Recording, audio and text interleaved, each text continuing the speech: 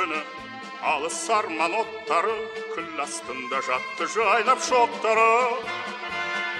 Өртенді жол шыдап баққан талайға, осы күнді жақындаттық талайда.